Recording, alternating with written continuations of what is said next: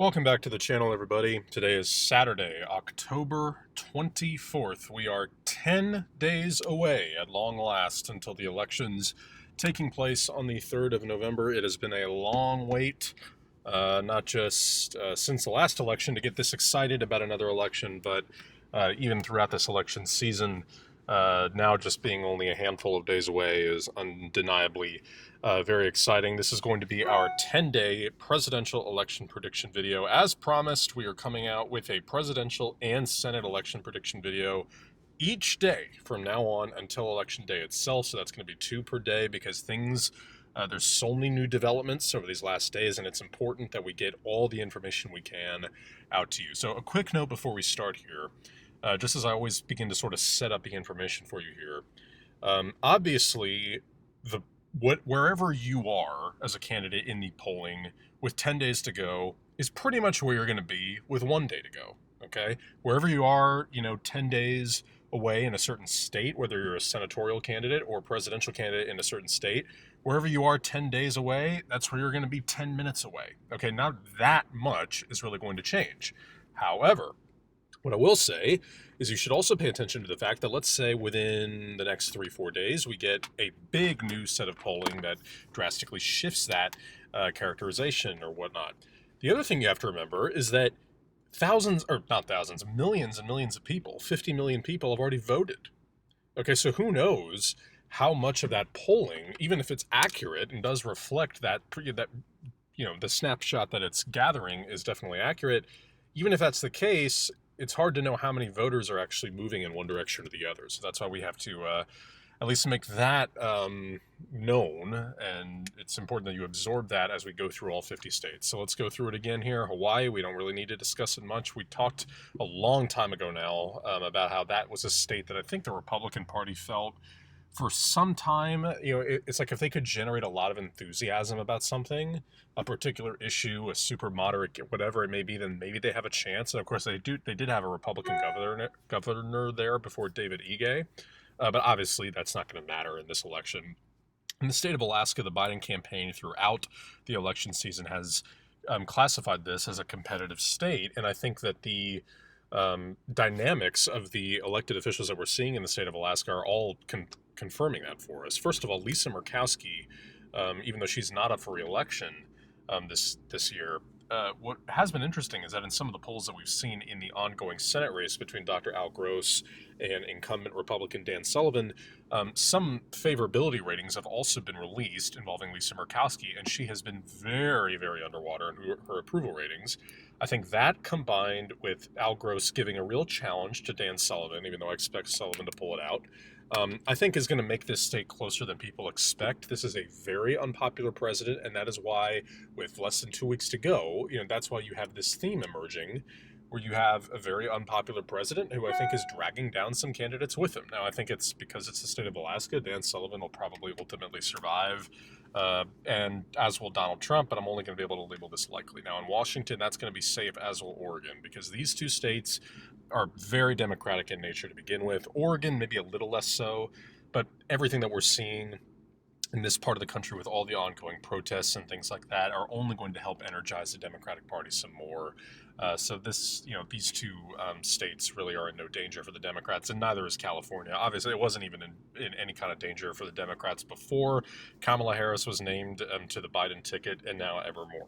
Now, in the last 2 presidential election videos, I believe, we have talked about how Nevada is a state that I think the Democratic Party needs to be a little concerned about. Now, I still think that because this is definitely a state that the Democrats do not have as big a margin for error as some people think, and I think that just because they had a big day there in the midterms in 2018 when they flipped a Senate seat and a governor's seat, that they can afford to be complacent in a state like this, because losing these 6 electoral votes will really upend a lot of their efforts elsewhere. Part of the reason I was going on and on about why I think they needed to be concerned was because Nevada has been the site of a very, very successful and consistent turnout operation by the Democratic Party in that state. There's a raging pandemic going on, if none of you have noticed, and that has hit the city of Las Vegas as well as Reno very, very hard in this state. So turnout is going to be a little lower, I think, in this state, even though we've seen record turnout across the country. The reality of the situation is this is a state where I think it might be a little bit lower. Um, it'll still be higher than the midterms, in which the Democrats still were able to sweep.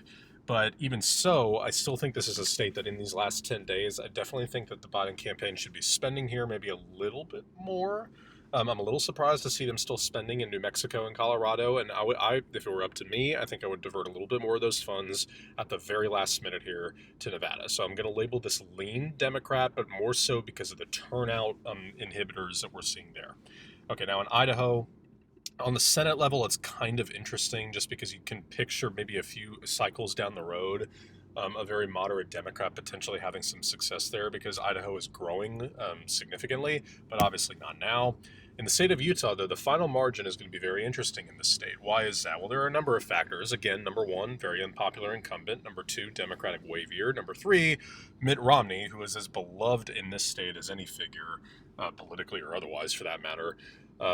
He has endorsed, or has, basically endorsed Joe Biden. He said he did not vote for him. He said he did not vote for Donald Trump, rather. So, that's basically an endorsement. And then Evan McMullin, who, don't forget, got more than 1 out of every 5 votes in this state in the 2016 election. So it's kind of interesting to see what the final result will be here. Meanwhile, Ben McAdams, who flipped a House seat here in 2018, is hanging on to that House seat kind of in the Salt Lake City area. So I'm very curious to see what the final margin will be in this state. So we're going to label it likely, but more as a margin characterization.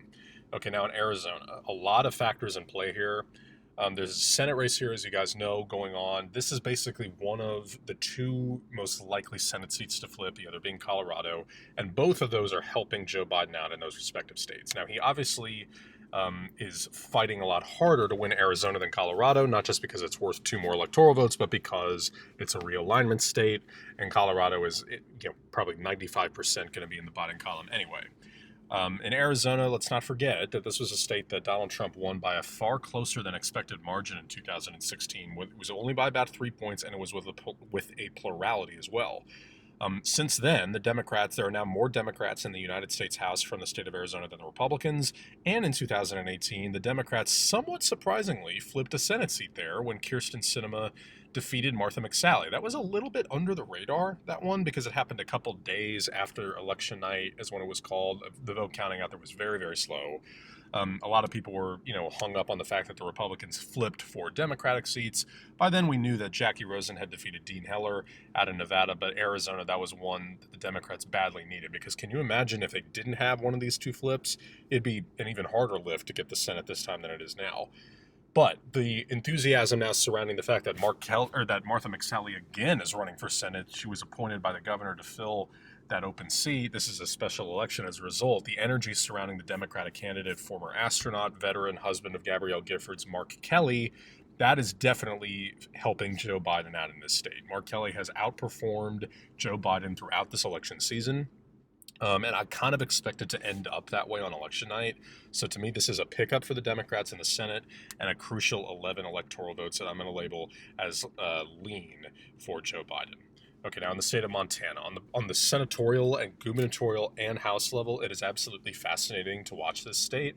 But on the presidential level, we know what the identity of the state of Montana is. It's only 3 electoral votes. It's a ruby red state. This is kind of the first little bit of the big red wall. So I'm going to label it safe Republican, as I will in Wyoming. Now in Colorado, obviously another big Senate race here. Some of the prognosticators and evaluators still label these 2 states here that I'll kind of lump together in one here as swing states. Now, they may have been 8 years ago. I really don't think they are now. Okay, you got 2 Senate elections happening here. John Hickenlooper is basically on the 1-yard line. I'm trying to unseat Cory Gardner. Both major Senate majority PACs. The names always get a little bit jumbled, but the Democratic National Senatorial Committee and the Republican equivalent, both of them have stopped. The point is, both of them have stopped spending in the state of Colorado. Again, Cory Gardner is basically already looking for his next work. John Hickenlooper is going to beat him like a drum on election night, as will Joe Biden defeat Donald Trump. I'm going to label it safe. And then in New Mexico, there is an open Senate seat here, but Ben Ray Lujan, the current representative from one of the districts in New Mexico, is also kind of a shoo-in for that Senate seat. This was one of 7 states, along with Nevada, Wisconsin, Michigan, Maine, Illinois, and Kansas, that the Democrats are able to flip the governorship from red to blue. So I'm also going to label New Mexico safe. Now, North Dakota is going to be safe for the Republicans. South Dakota, I think, is an interesting state to watch in the near future because, as we've talked about before on this channel, the reality of the situation is this is a very interesting state. It's a much more competitive state than people think. The Democratic Party's had a lot of success in this state, or not a lot, but they've had reasonable success in this state. It's not that different at all from Montana. Kristi Noem, the governor, defeated Bill Sutton by only about 6 points. Okay, in that most recent gubernatorial race. Tim Johnson, a senator from South Dakota for many years. Some of the presidential elections have been far closer than people ever expect. So it's an interesting state to watch. Now, Mike Rounds is up for a senatorial reelection. He'll be fine, and so will Donald Trump this time. But it's always kind of an interesting state to keep an eye on. Nebraska is just the opposite, ruby red. Now, Kansas obviously shocked all of us in 2018 when it elected a Democratic governor, that being Laura Kelly. Of course, there were some special circumstances surrounding that race. She was going against Chris Kobach, who was obviously just very, very disliked by Kansas voters. He then again ran for Senate, lost in the primary to Roger Marshall, another current representative from that state. He is being challenged by, it's an open seat, but he is going up against Barbara Bollier, a current state senator, former Republican as well. So there's a little bit of an interesting draw there. She's obviously quite a moderate. She's way outraised Roger Marshall. It's kind of a dark horse seat. You know, the Democratic Party, I think, at this point was hoping that they would have actually broken through in the polls in that state. But on the presidential level, obviously it doesn't mean anything. And in Oklahoma, this was one of 2 states that the Republicans were able to win every single county in 2016, the other being West Virginia. All right, state of Texas. The GOP has had to upend a ton of their efforts across the map because of this state. The Democratic Party has put this on the map, and I believe they've put it on the map for good. Now, there are 2 ways to look at what happened in 2018. Let's start from the Republican Party side. The reality of this, and both of them kind of, it's just 2 sides of the same coin, really. So if you're the Republicans, what happened in 2018 was you said, okay, we know that Texas has, slowly over the years shifted more and more. It's not really a safe Republican state. It's just a state that it's the Democratic Party can usually get 44, 43, sometimes 46% in those statewide races. There's, a lot of major urban areas, as we know here. Dallas, an extremely liberal town. Houston is increasingly liberal and the most diverse city in the country. We know about Austin. We know San Antonio, El Paso. So in that senatorial race in 2018 between Beto O'Rourke and Ted Cruz, of course, was a very, very, very unpopular incumbent senator. And Beto O'Rourke was someone who generated so much enthusiasm after being the congressman from out here in El Paso, generated ridiculous sums of money, visited all 254 counties in the state, drew gigantic crowds. You get the whole point. It was but here's the thing. It was a Democratic wave year as well, and I just gave you a bunch of different advantages that the Democratic Party had, and they still lost. Okay, Beto got about 48.3% of the vote share in that election. So if you're the Republicans, you're basically saying, well, yeah, sure, Texas may be shifting, but how bad can it be if basically every single thing that could be going against us still results in us eking out a victory? Or if you're the Democrats who are saying, well, yeah, this is the start of a trend. It's really going to be competitive now, whereas we were sort of mildly competitive in the past. Now it's really competitive. Now in the senatorial race this time, it's basically a clone of the gubernatorial race that happened 2 years ago when Lupe Valdez was pretty convincingly defeated by Greg Abbott. Valdez got about 43% of the vote. But again, sort of evidence of the changing times. That's a state that the Republican Party doesn't have a ton of margin for error in anymore. And I guarantee you that starting in 2024, the state of Texas will be firmly considered a swing state. As of now, I still cannot bring myself really to label this a Democratic state because the Democrats just haven't quite broken through here. Okay, we've seen poll after poll after poll that has Donald Trump either up by 1 point, maybe 2 points, or just an even tie. We have seen, of course, kind of in and out, over time. We've seen Joe Biden leading Donald Trump here, but the averages still have Trump leading. And again, it's just sort of like, I think the Republicans have kind of earned the benefit of the doubt a little bit in this state, because if it's like basically a tie, these states have an identity, and I just can't quite see the Democratic Party eking this one out. But do not be at all surprised. Number one, I guess be a little surprised if Joe Biden wins, but don't be at all surprised if he gets well over 48% and even gets up near 49%. Okay, that is how much the state of Texas has shifted. All right, now in the state of Minnesota, this has gotten away from the Republicans. Donald Trump was convinced after 2016 that he had a chance in this state after losing it by less than 2 points. And, it was also the same time when Hillary Clinton um, only won it with a plurality of the vote, again, kind of similarly to the way Trump won Arizona. Only since then, the Democrats swept the midterms here. There were both Senate seats were up and the governorship was up. The Democrats took all three races. Tim Walz, the governor, won. Amy Klobuchar easily won. And the one that the Democrats were a little concerned about was Tina Smith, who in a special election was running to replace the resigned Senator Al Franken. So the Democrats won all three of them. Tina Smith, again, is going for it, to serve her first 6-year term. You can't quite label that one safe, as you'll see in our next senatorial election prediction video. But at the same time, everything that's going on right here in the Minneapolis area that we've seen along with the George Floyd protests, everything that happened over the summer firmly cements that the Democratic Party is not going to lose this state, even though some polls have shown it to be a little closer than people expect. So I'm going to label it likely.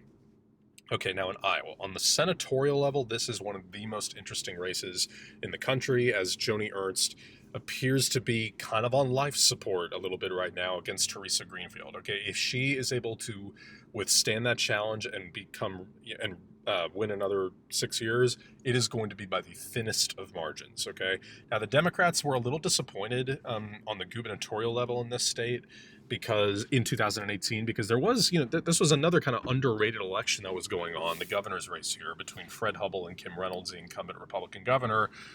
The Democrats had a nice night in the House, as we know, not just in Iowa, but across the country. But some of that was Cindy Axne, Abby Finkenauer. Now, of course, they threw a bunch of money at the last minute into this northwest portion of the state where that district is. That was, for decades, controlled by Steve King, but he, of course, was primaried out. He ultimately won in 2018, and then he was primaried out this time around. So the Democrats think that they can get that Senate seat flipped, but I don't think they have enough energy to make up that big a vote share. Donald Trump won it by such a margin in 2008 and 16 that even though we've seen the narrowing up from the gubernatorial race, it was about 53 to 47 in favor of Kim Reynolds, and it looks like Teresa Greenfield has the upper hand against Joni Ernst. I just can't quite see Donald Trump losing this state, but I'm still only able to label it tilt. Now, Missouri has been a state for a long time that the Democrats have always pointed to as like, maybe, who knows, but ever since 2008, we just haven't really been able to do that. 2008, this was the closest state out of all 50. John McCain won it by 4,000 votes. That's right, 4,000 votes. But since then, it has shifted away from the Democratic Party. Of course, Claire McCaskill, the Democratic senator, lost in 2018 to Josh Hawley, an avid Trump supporter, so we clearly have seen how this state is shifting further and further to the right. Now, it's a different characterization for the first time in a while on this channel. I'm going to label it safe. Arkansas, we don't need to talk about that. And we also do not need to talk about the state of Louisiana, despite there still being a Democratic governor there. Now, in Mississippi, another state that you can expect high turnout in and smaller margins in this time around, because this is the highest minority population state in the United States. Mike Espy is giving it another shot against Cindy Hyde-Smith after he unsuccessfully challenged her in that special election. But at the same time, if they didn't elect Mike Espy back then and it was by about 8 points, why would they do it this time? Again, the final margin will be close, which is why I'm going to label it likely. But there's really no reason to doubt that it's going to end up flipping or anything like that. And it's mirror opposite Alabama. I'm actually going to label this safe. It's kind of interesting here because you might get more turnout in favor of the GOP actually in this state, because I think that Doug Jones being up for re-election is going to help Donald Trump this time, because you can sort of imagine in Alabama, the fact that there is a Democrat at all in Alabama is enough for Republicans in Alabama to run on. It's just that deep red a state. So those two factors, I think, are what is going to ultimately give Mississippi and Alabama very comfortably to Donald Trump. Okay, now in Florida. Obviously, this has been a state where elections are won and lost oftentimes in the state, and we don't know exactly, if it's going to come down to this state in 10 days or beyond that. But this is obviously going to be a big part of the final result. Now, obviously, in this map, the fact that the Democrats have flipped Arizona gives them that gives them a little bit more of a cushion. But they obviously are still having to go on offense here, whereas Donald Trump is on defense, and you're going to have to flip more than just 11 votes. So let's break it down. Obviously, in 2008 and 2012, Biden and Obama were able to win the state both times. Now, people lose sight of the fact that Donald Trump actually led the state of Florida by 1 point on election day. So, again, we've gone over this many times on this channel. The polls were not that wrong at all in 2016. Okay, in fact, they were more wrong in 2018, and they were more wrong in 2012. Okay, it's really more a media portrayal of polling and who the candidates are and things like that than it is a shock most of the time about polling. Polling is usually generally pretty accurate, and 2016 it was more accurate than it was in 2012 and in the 2014 midterms. Okay, now that's all to say that polling has shown Joe Biden steadily leading Donald Trump in this state. Now, some bad news for Joe Biden. The Republican Party has almost always been at a disadvantage in new registrations in this state. They are again this year, but it's by a far smaller number than in years past. They have done very well matching the new registration totals to this point in the state. And of course, they're also riding some momentum from what we saw in 2018 when there were two big races here, a Senate race and a governor's race, and they won both of them. Now, they were very close, but they did win them both. Now, the Democrats did have a couple small gains in the state legislature and did manage to win a couple of U.S. House seats down here in the South Florida area, Donna Shalala, Debbie McCarcel-Powell, so there were some good results for them there at least. But by and large, the Republicans have been able to kind of stiff-arm Democratic efforts in this state as they have the governorship and both senators here still. And remember, the midterms were not that long after the Parkland school shooting, so you can imagine there was a ton of energy and enthusiasm for the Democrats in this state, and they still came up short. Now, polling, again, as I said, is very, very consistently showing Joe Biden leading Donald Trump in this state. But this is one of those states, I have to say, where polling sometimes can just be flat out wrong. Okay, we know this. And, obviously it wasn't wrong in 2016, but it was in 2018 because both Andrew Gillum and Bill Nelson were expected to win close races, and both of them lost razor-tight races. So let's get into these most recent polls in the state of Florida. Biden +2, -2, +1, -4. Now that is a Rasmussen poll, we have to point that out. +7, +4, +2, +4, +5, +4, +5, +1, tie, +3. So that's, again, a consistent lead for Joe Biden. Now, the fact that you're seeing +5, +4, those are bigger leads than what Nelson and Gillum got. Nelson and Gillum were usually getting around 1 to 2 to 3 points. So this, again, will be a very close state, but again, in a big Democratic wave year with extremely high turnout expected, I still have to give this, and it's 29 electoral votes to Joe Biden. Now, in Georgia, I know that 538 still has Biden actually leading in the state of Georgia, which is really still an incredible statement. But I just can't see him pulling this out. Now, why do I say that? Well, it's because at the end of the day, I think what you're seeing is the Democratic Party has not really been able to consolidate much of their effort into this state. They're focusing on Arizona, the Rust Belt, and Florida, and North Carolina, and also defending in Minnesota and New Hampshire and elsewhere.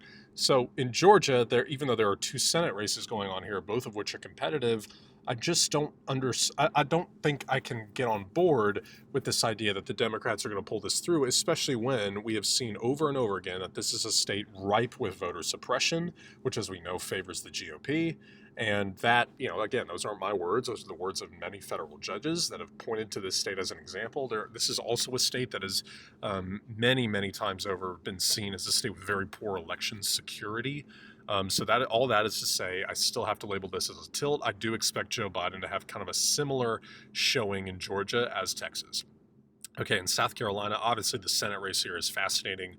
It's not quite as red as people think. I mean, even a relatively comfortable win for the GOP in the most recent gubernatorial race between Henry McMaster and James Smith only saw Henry McMaster win about 54 to 46. So by and large, I'm going to label this likely. I do think voters are absolutely incensed and fed up with Lindsey Graham. Not even as much from a policy perspective as just like obviously his whole waffling back and forth on the Supreme Court issue has been very well documented. Now in Tennessee, this is a safe Republican state. Now in North Carolina, the sexting scandal involving the senatorial candidate Cal Cunningham definitely hurt him. his lead has shrunk. Okay, people have also, I think, lost sight of that. As someone like me who looks at the polls probably 15 times a day, Cal Cunningham's lead has shrunk. Now, back in, let's say, July and early August, Cal Cunningham was regularly winning polls against Thom Tillis by 8, 9, 10%. He's now winning by about 2, 3, 4%. Okay, so he's still winning. And of course, most recently, Thom Tillis's efforts to defend himself were a little bit compromised by his positive COVID-19 diagnosis. But by and large, Cunningham's lead has shrunk. Now, I think he's boosted by the fact that a very popular incumbent Democratic governor, Roy Cooper, is up for re-election. He will win against Dan Forest. And Joe Biden, I think, has a teeny tiny lead in this state. So basically, the question is, does Joe Biden have enough momentum nationally, I think, to, overcome potentially a couple deserters here and there of Cal Cunningham? And can he ride a certain Roy Cooper wave en route to 15 electoral votes? So most recent polls, again, +6, +8, +4, +4. Let's go all presidential ones. Then -1, again, Rasmussen, not very reliable. +3. +2, +3, +3, +4, +2, +3, +1, +2. And that is all after the recent sexting scandal involving Cal Cunningham. So that, to me, is enough to give Joe Biden these 15 electoral votes by a tilt margin. And there you go. That's his third flip of the night, along with Florida and Arizona. Now, obviously, Kentucky is a safe Republican state, as is West Virginia. Now, in Virginia, it's always kind of an interesting state to watch because of how it's shifted over the years. This used to be a very, very safe Republican state, just as West Virginia used to be a very safe Democratic state. Remember, this was a state that even Michael Dukakis carried, for goodness sake. That's how safe a Democratic state it was, and now it's basically the opposite for the Republicans. But Virginia, basically the opposite. Now, obviously not by the same margins, but you get the point. Now, in Illinois, another safe Democratic state, keep in mind, it's amazing how much this state has shifted, because it was in 2016 when the Democrats they did flip 2 Senate seats, another thing that people kind of lose sight of. It made that night just ever so slightly more bearable for that party. After losing the presidential election, as we know, failing to retake the House again, and then it was somewhat of a long shot to flip back the Senate, but this was a state that, even with all that in mind, the Republican incumbent, Mark Kirk, didn't even get 40% in his re-election bid. It was called within like 10 minutes of poll closing. So that's how safe a state it is. There is a senatorial race happening there as Dick Durbin is up for re-election. Now, in Indiana, obviously this was a state that Biden and Obama were able to carry in 2008.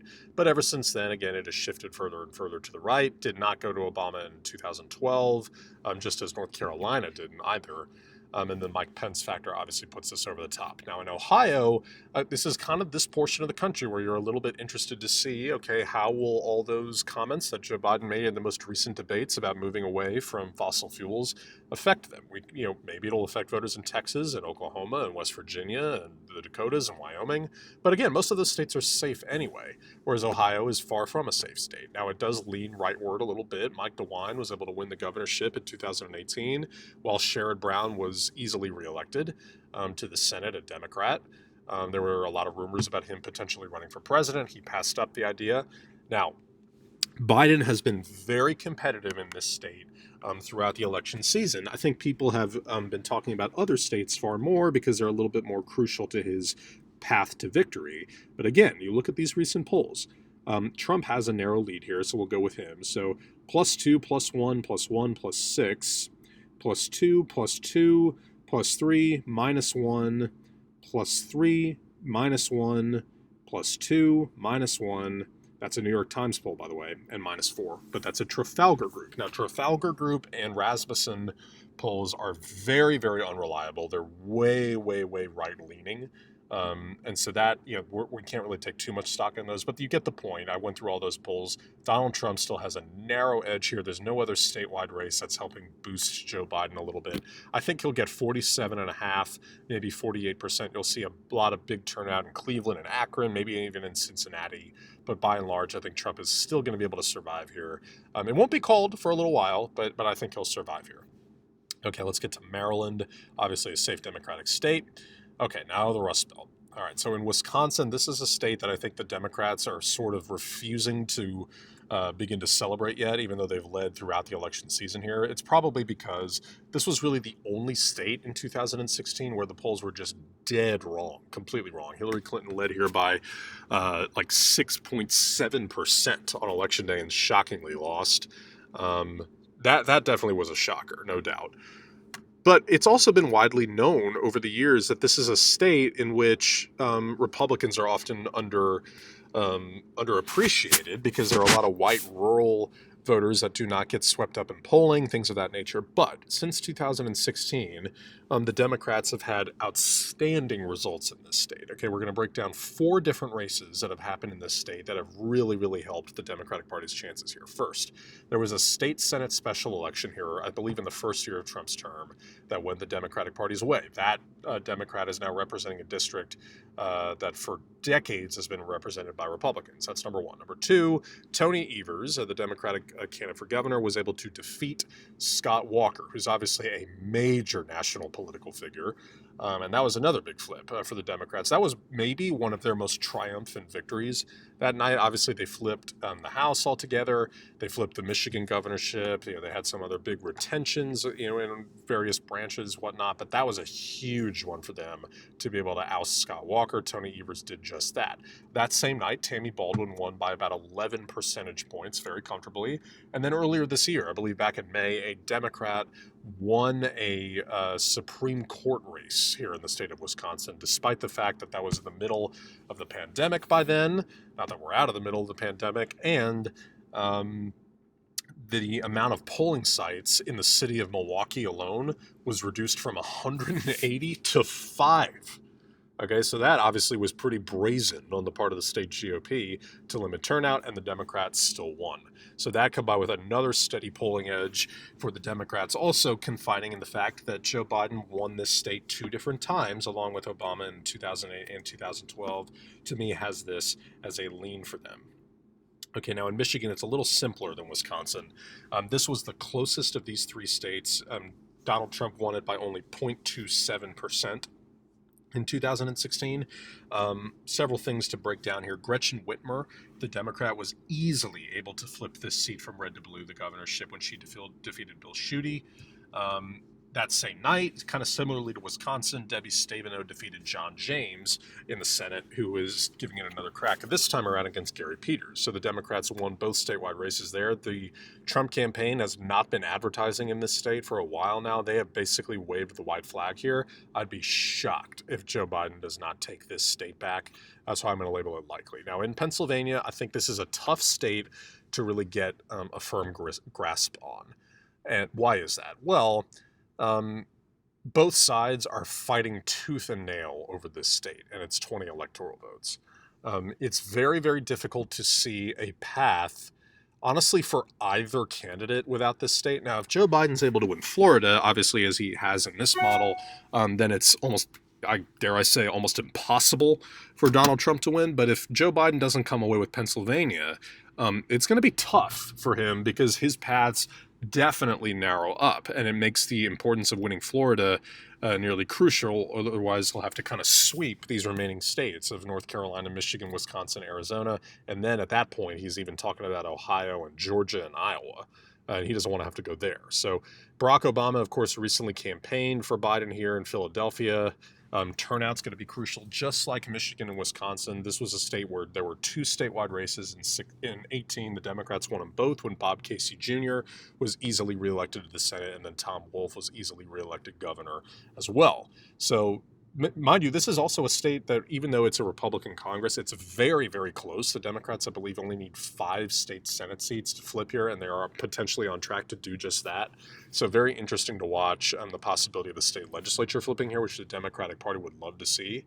But polling, again, has been consistent in this one. Joe Biden leads, but very, very, very tenuously. Okay, this is not a state. To me, this is not like Wisconsin and Michigan. This is not one that you can basically pencil. I'm going to be honest. I'm basically penciling in Michigan at this point for Joe Biden. I'm not quite there yet on Wisconsin. Let's go through the recent polling. Biden +7, +6, +8, +7, +5, 6, 9, 3-3 tie, -2, -2, +5, +5, +5, +10, +8, +7. So pretty clearly, there, and even in a Rasmussen poll, mind you, back in on the 20th, Biden led by 3 points. So it's pretty clear that he has a lead here. It's just, this is a tough state for both parties because it's a tough state to campaign in. You only have 2 real urban areas to target. The Democratic Party's objective has just been to basically overwhelm the Republicans with turnout in the Philadelphia area as well as Erie. But I think the fact that they're riding some momentum from 18, this is going to be enough, and I'm going to label this lean Democrat.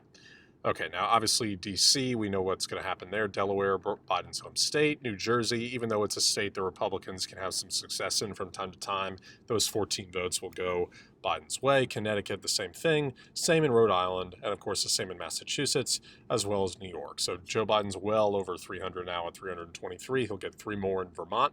Now, in New Hampshire, this, of course, was the closest state in the 2016 elections. Mind you, Maggie Hassan that same night won that election and flipped that Senate seat for the Democrats by, I remind you, 1,017 votes. That is almost impossibly close. But she was able to do just that and flip this seat from red to blue along with Illinois in the Senate. Of course, another state that I think Donald Trump has lost any chance of flipping, along with Minnesota and maybe to a lesser extent, I don't know, maybe Nevada. It's just not going to go their way. Chris Sununu, the Republican governor, he is going to be reelected. Remember, this is a state where and this area of the country, of course, a lot of Republican governors. There's a Republican governor in Vermont, just as there's one in Massachusetts and in Maryland. Now, they're obviously very moderate, whereas in New Hampshire, Chris Sununu, he's a little less moderate. And mind you, again, I know I keep saying mind you, in 2022, Chris Sununu might be the Republican candidate for the Senate there against Maggie Hassan, who we know barely won in 2016. So that'll be an interesting race to watch, should that be the matchup. But obviously right now, Jeanne Shaheen is showing no signs of any trouble in the Senate there, and I fully expect Joe Biden to carry these 4 votes. Now, in the state of Maine, these 2 electoral votes will go his way, along with the 1st district. I still am not able to put this vote in Donald Trump's column, or in Joe Biden's column yet, even though Jared Golden, the representative from that part of the state, is cruising on his way to re-election. So there you have it. There's your map, 333 to 205. This is kind of held true to our most recent election prediction videos as well. Here are the flips. Biden takes Arizona, Florida, North Carolina, Pennsylvania, Michigan, and Wisconsin. That's a ton of votes. That's 101 votes worth. But Donald Trump, on the other hand, doesn't flip anything. He hangs on in Ohio.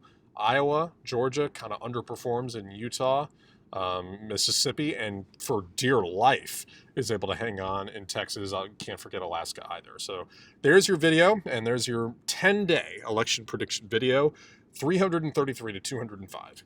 So thank you guys so much for watching. Please comment down the suggestions below. Hit the subscribe button if you haven't already, as well as the like button. Remember, I will always answer your questions, comments, concerns, corrections, whatever you may have. So thank you guys again so much for watching, and I'll see you in November.